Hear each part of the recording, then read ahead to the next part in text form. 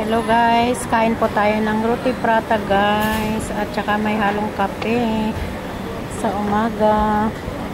Ito po ay pagkain po ng Indian na roti prata.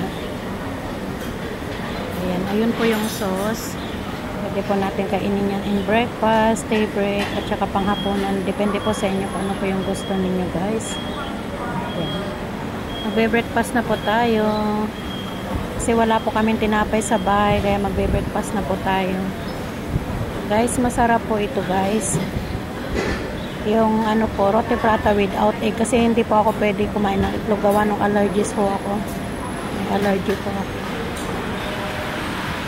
Ayan guys, kain na po tayo guys. Thank you for watching my vlog. Maraming salamat sa pagtamsak, sa lahat ng pagsuporta nyo sa akin. Thank you guys.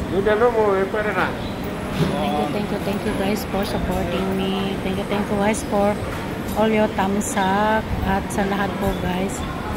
Thank you for watching. I love you all.